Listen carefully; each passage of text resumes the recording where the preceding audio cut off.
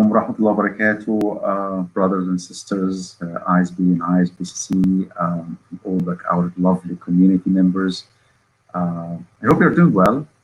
There's some positive news that we're gonna go back step by step wisely under the guidelines of the CDC and taking into like consideration the social distancing, hopefully soon, and our beloved message, inshallah, will be open, and hopefully that we'll see each other really soon. Till this happen now, this is like a very unique, I would say, episode about now we've been in the quarantine for some time, in lockdown with our kids, and this being a challenge. Now we know the effort our school teachers used to put with our kids, just being locked down in a classroom for 45 or 1 hour. I've been locked down with our kids for now, God knows, like 2 months, and hopefully soon will be things will change. Till this will happen, how can we change and replace our kids' disappointments and anxiety into joy and celebration, especially that we are approaching Eid, especially we're approaching like a very joyful day we will celebrate. So how can we change that? And whether like we admit it or not, our kids are sitting on the dinner table and eating together, and they are watching our discussions, and they are seeing all these negative vibes, whether they are expressing that or not, it is there. And that's why we thought of like having our subject matter expert guest today. And let me start by introducing Dr. Christopher Willard. Dr. Chris is an author of 11 plus books, and he is a psychologist, educational consultant based in Boston, specializing in mindfulness. Has been practicing meditation for 20 years, and he has led hundreds of workshops around the world with invitation more than dozens of countries, than 2 dozens of countries. He currently serves on the board of directors at the Institute of Meditation and Psychotherapy. He is the president of Mindfulness in Education Network. He presented at TEDx conferences, and his thoughts have appeared in the New York Times, Washington Post, mindful.org, and elsewhere. He is the author of Child's Mind, something that we're interested to know, and Growing Up Mindful, Raising Resilience, and 8 other books for parents, professionals, and children, along with 6 sets of cards and therapeutic games available in more than 10 languages. He is the right person to be with us. He also teaches at the Harvard Medical School. Without further ado, please join me in welcoming Dr. Chris Willard. Doctor, how are you? I'm well, thank you so much. Salam alaikum, Ramadan Kareem. That's about all I know, but thank you. It's a real honor to be here with that's a lot. Community. Thank you. Wa alaikum assalam. And when someone says Ramadan Kareem, we say Allah Akram, which is Allah is gracious. Thank you very much for this. Peace be upon you. So, Doctor, let me start by first of all, thank you for giving up the time and being with us. So let's try to simplify things. What is mindfulness? To me, mindfulness is really just about learning how to be a little bit more in the present, intentionally, being a bit more aware. We spend so much of our lives being on autopilot without even thinking about what we're doing, driving to work, eating, all these different things, trying to care for our kids and our families. Mindfulness is about slowing down, turning off that autopilot, getting into the moment, and really learning how to appreciate the moment. And that can be, for some of us, that can be really profoundly spiritual. For others, it doesn't necessarily have to be. But it also has all these other tremendous benefits we see to the brain and the body and to our relationships. And in many ways, as we're slowing down during this quarantine or lockdown or whatever it is we might want to call it, it's kind of pushing us to slow down and be more mindful, be more aware of everything. And it's a good opportunity to start practicing as well. So actually, we've been forced to practice this mindfulness. We've been running, and now like everything is locked down. So now this is the time. I think this is how can I bring this concept into my discussion with my kids? And number one, I have to convince them to leave the iPad and then I have to engage them in this discussion. How can I do that? Right. And I do think it's hard convincing our kids to find ways to make this fun and interesting to them. But kids are already so naturally curious. And I think mindfulness is really about provoking that curiosity. And I know that depending on, we're all mostly, I assume, in Boston area where we can get out a little bit. I mean, just this morning, I was out with my own family. We drove out to Great Meadows and we took a kind of mindful nature walk out in Concord, Massachusetts, where we were just noticing all of the colors. We were trying to walk as silently as we could on the ground, kind of a mindful walking practice, and just really enjoying seeing the beauty of the world, of the clouds passing, and looking carefully for animals and seeing snakes and frogs and turtles. And so it's just slowing down in a lot of ways is one way to just to bring more mindfulness and more awareness into our lives, and that kind of thing with our kids also. I also try in the mornings just to do a little mindful moment with the family. I've got a 5-year-old and a 2-year-old. I realized those weren't part of the bio that I gave you, but we do a little morning meeting and we just ring a bell and just maybe focus on our breath or notice the different sounds of the birds that we can hear, which is extraordinary. The birds are waking me up every morning. I don't know about everybody else, but it's so quiet. It's like nature is suddenly back in Cambridge. That's the same for me. Yeah, that's the same for me. But because this month is the month of Ramadan, whereby our pattern in sleeping and getting up early, it's not advisable, especially on the weekends. Like today is Saturday. It's no one would like to wake up early. So I understand that. So this is a kind of discussion I have to run with my kids to tell them that, hey, let's take this moment and think about the beauty around us. Fine. So do you think there's a relationship between mindfulness and anxiety? Before answer this one, Jamila, assalamu alaikum, and thank you very much for giving us those amazing resources. Jamila is watching us and she's saying assalamu alaikum, Jamila, and as well. So yeah. So is there any relationship between mindfulness and anxiety? If I would be mindful, and by the way, we have ibadah, which is a worship. In Islam, it's say at-ta'ammul wa tafakkur. Yes, we have to be mindful about the things that we do. So, but is there a relation between being mindful and releasing or decreasing the anxiety level? Absolutely. So there's one of the things that's really interesting to me is how much research there's been on mindfulness, which again is just kind of a new, in some ways, or a more popular word these days for what exists in almost every culture, almost every spiritual practice. Like, as you're already saying, this exists. We already know this. We're just now calling it mindfulness in some ways. And these moments of reflection, these moments of slowing down, of quiet, the way Ramadan is, and then also bringing more appreciation to things. I don't know all that much about Ramadan. I know you fast during the day and probably eat a little bit at night. But I'm guessing that food after sunset probably tastes really, really good.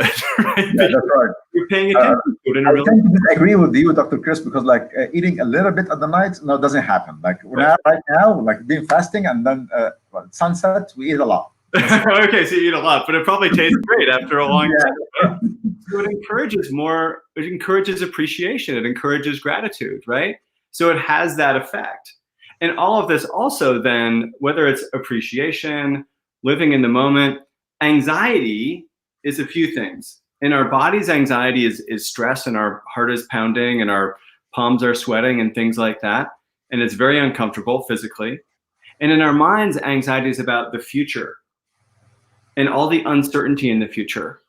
Am I going to lose my job? When are the kids going to go back to school? How long is this going to last? Am I going to get sick, or are my parents going to get sick? Right? What's going to happen in all these different scenarios? When's this going to end? And so anxiety is about being in the future. Mindfulness is about being in the present, where usually we're a little bit happier, right? The future is where all those bad things tend to happen. But a lot of them never even end up happening, is the good news. And the other thing about the future, and I think, just to think about where we are now with the quarantine, the lockdown, all of this, is that this will end. I think a lot of us keep forgetting, this is so challenging right now, but this is going to end. We don't know if it's going to end in 6 weeks, in 6 months, hopefully less than 6 years, but we do know at some point this will end, and we'll go back to something that looks like normal. We'll go back to those celebrations, those rituals that we usually have. We'll hug our friends. We'll be back in school, all those things as well. And that's the good thing about the future. But usually we focus on that in between, and that's usually a pretty unpleasant place. But we come back again to the present Again, maybe it's just by looking out the window, noticing all the shades of green. Maybe it's by feeling our feet on the ground. Maybe it's just by enjoying the sensations of our breath that we're able to come back to the present somehow. Of course, while hearing to you, I think that, do you think mindfulness is not, it's like avoidance of thinking and planning for the future? Because like we know that the future will not be the same.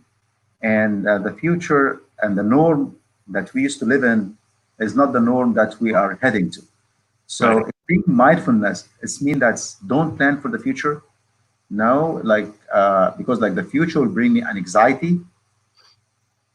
How can I manage between being mindful, Right. however, like being pragmatic and think about my future as well?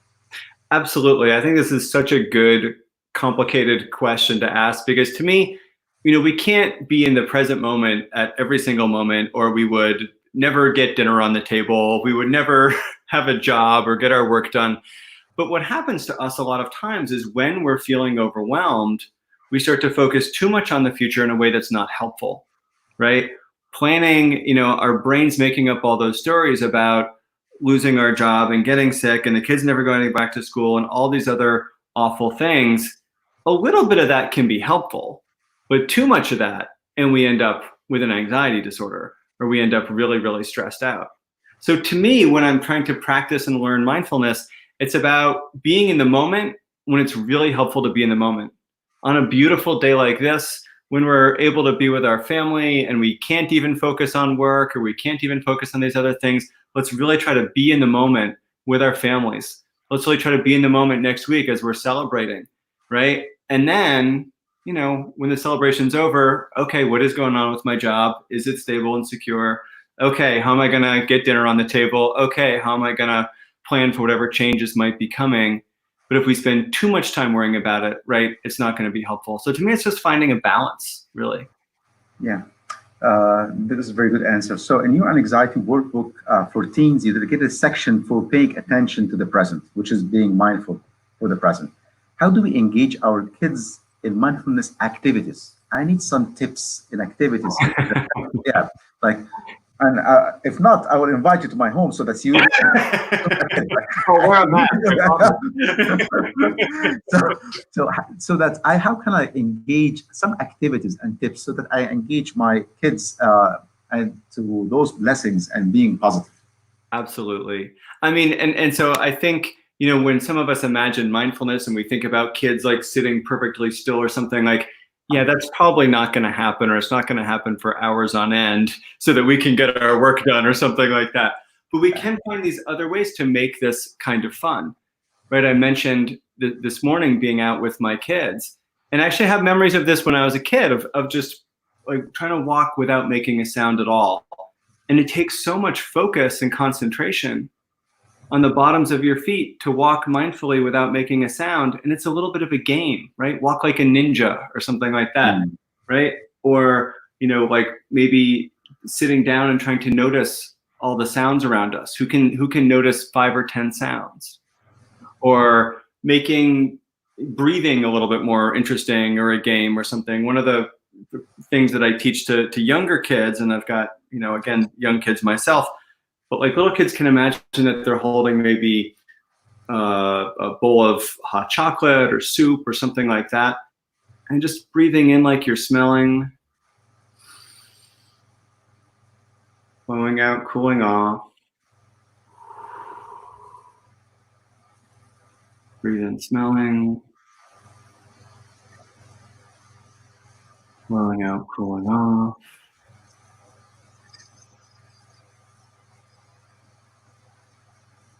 Or what's that wonderful stew that you eat next week? I can't remember what it's called, but I remember I've had it before. That wonderful lamb stew for the end of Ramadan. But these kinds of things, we make it a bit playful. Or for teenagers, talking about, look, maybe some of your favorite celebrities are interested in mindfulness, or your favorite athletes, perhaps. A lot of professional athletes are doing what they call mental fitness training as a way of training their minds and bodies to be better basketball players, to be better soccer players, things like this.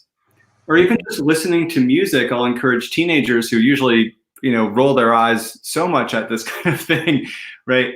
Put on your favorite song, And as you're listening to your favorite song, maybe just see if you can listen to one instrument for that whole 5 minutes or so. Your mind goes over to the drums, bring it back to the guitar. It goes over to the lyrics, bring it back to the guitar. And for that 4 or 5 minutes, really learning how to focus their attention on something that they love, right? It's not me telling them to listen to my music, it's them picking their music and bringing just a new kind of awareness to it. So there's different ways for different kids, different ages, where they might start to get interested in why mindfulness can be interesting to them, depending on who they might look up to, right? Sports figures, athletes, pop stars, people in the business world practicing mindfulness more and more. I do consulting all over the place. So I work as a psychologist, but I also do a lot of consulting at venture capital firms, at big internet companies that we've all heard of, because they're really learning how to focus better and perform better, right, at work. Or for some kids, maybe it's at school, or to be less anxious in a social situation or something like that. When we figure out what's interesting to the kids, then maybe they're like, oh, this mindfulness thing can help me with that. Okay, I like that. I'll give it a shot, right? Maybe I don't care about my schoolwork, but can it help me be more confident in school, like with my friends? Like, well, that actually matters to me. So again, thinking about what's interesting to them. Perfect. I have a good question from Sister Hoda Sharawi. And to give you background, Sister Hoda Sharawi is a school teacher, and she actually teach for my kid as well. And this is like a very deep, I would say, question. So Sister Hoda is saying that, how about the social aspects of community? What would help with the loneliness that comes with losing that for children? So we've lost this. And actually, even our kids are now using this Zoom hangout meetings and stuff like that. Zakariya, if you'd like to put Sister Hoda's question on the screen, please.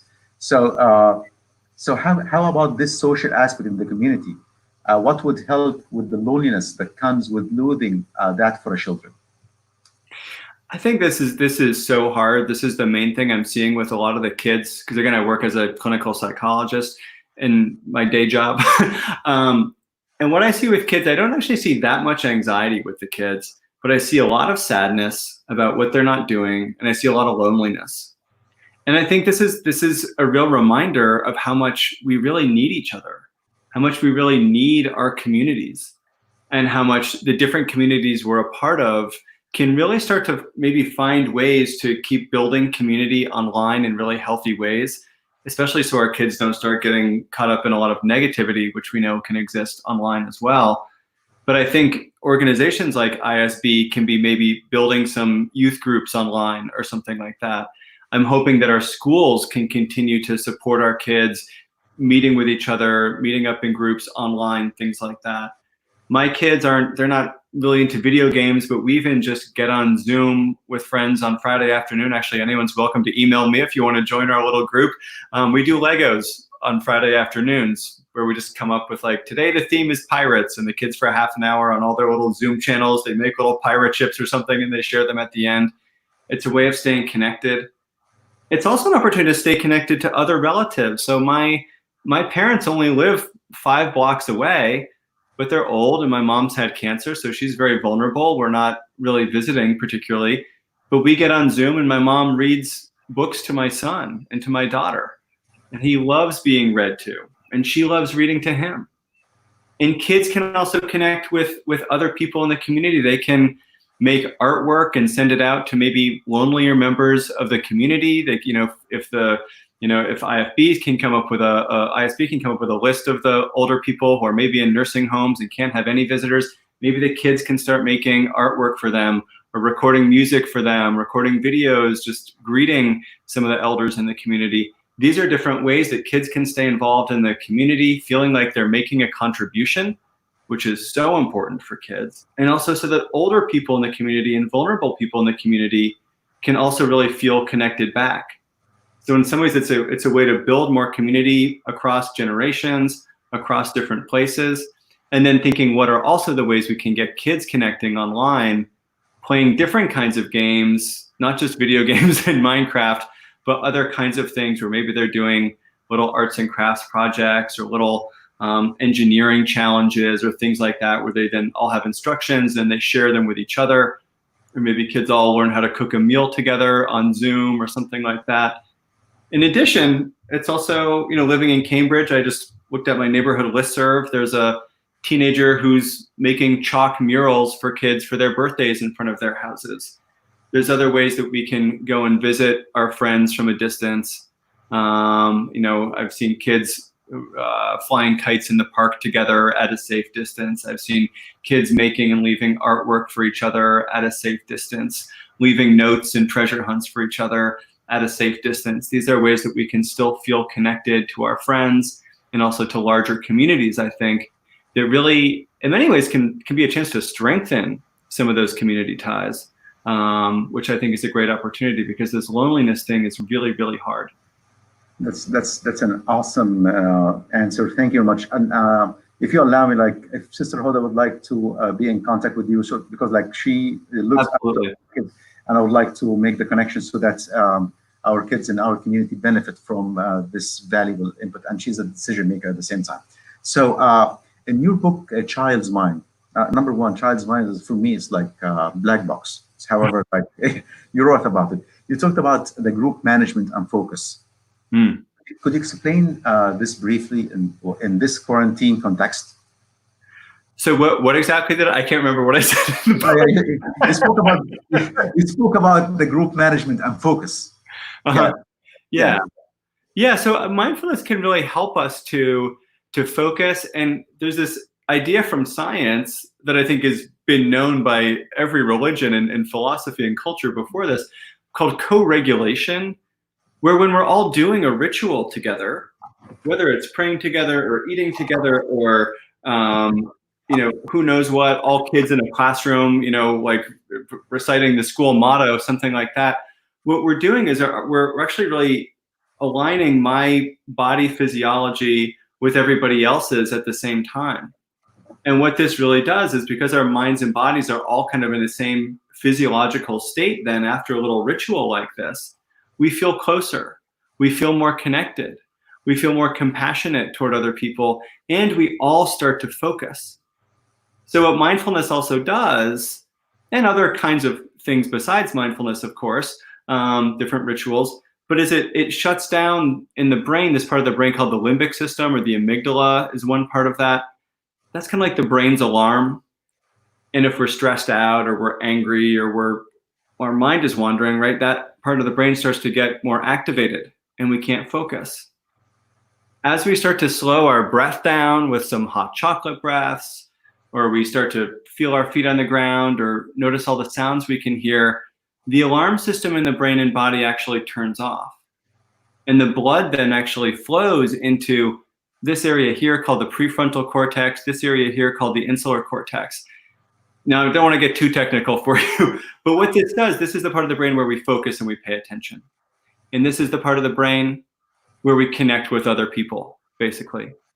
So turning off the alarm, practicing mindfulness, breathing, right, sensory things, whatever it might be, different kinds of rituals that we're doing as a group, they help us to focus on the teacher, focus on the homework, focus on the grown-up who's talking to them, and they also help us feel connected with other people. So it's really, really powerful to just find even these small ways of doing, again, just a short 2-minute, 1-minute, 5-minute mindfulness practice or something like that as a group. And it's also particularly important to do online when we are doing Zoom community meetings or doing Zoom school day, so that everyone's kind of, in some ways, their bodies are actually connected and the breath rate is about the same, the heartbeat is about the same for learning and feeling a little bit connected even online. It actually does make a difference. And this is great. And the reason for that, actually, in Ramadan, most of the families right now, they pray together. So we used to so like I would say previously, in previous Ramadan, we used to go to the mosque and then pray the night prayer, pray the 5 daily prayers together. However, we've been forced this year because of the quarantine we shifted into like praying together as a family. And I think this, I would say, it's a new experience and it strengthened the bond within the families. However, let me put this into qualify. However, in some cases, this led to increased tension among family and family fights. So what are the important, I would say, the most important takeaways from this part as families. Families who bonded together, this is very positive. They have to be mindful about practicing this. However, the increased tension among families, including like the kids and stuff like that, if there is something that we can do to ease it up, especially that we are heading towards one of the biggest celebration, which is Eid for Muslims after Ramadan. Yeah, yeah. And I do think there's this amazing thing that we're all getting so much time with our families, right? And it's also the most exhausting thing. We need so much time with our Thank you for the honest comment, sir. Absolutely. I think we can probably all agree, right? And our kids too, like they're, my kids are like 5 and 2. They couldn't be happier than to be with us, right? But, if my kid was 8 or 10 or 15 or 20 and back from college, right? Maybe not so much.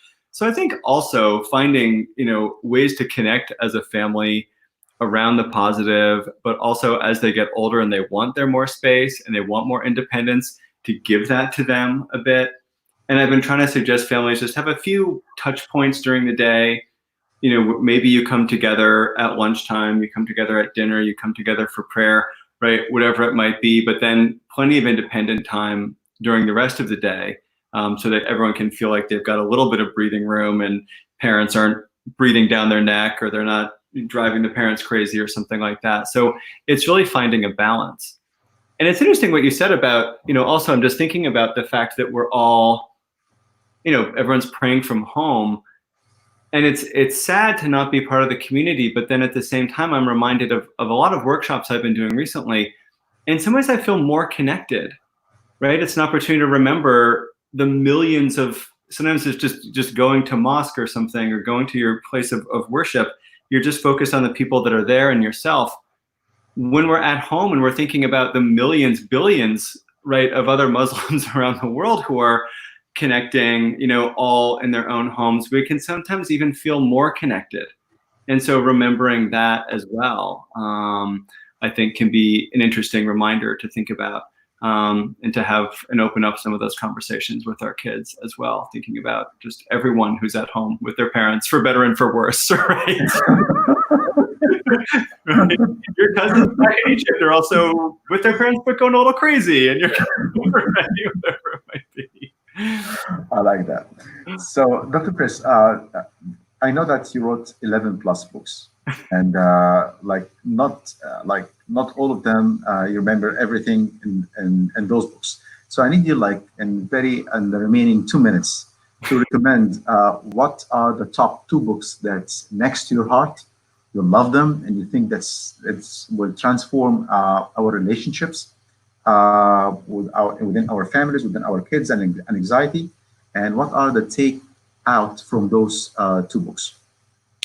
I wrote a book called Raising Resilience a couple of years ago, and it's a book that really tries to look at the science of spiritual practices from really every spiritual tradition in the world, and show that there's actually real science behind things like practicing gratitude, things like generosity or almsgiving, things like prayer can be there's things that happen to our brains, different rituals that are part of every spiritual tradition as well.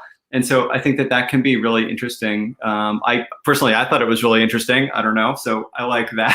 Okay. I also wrote a book called Alpha Breath.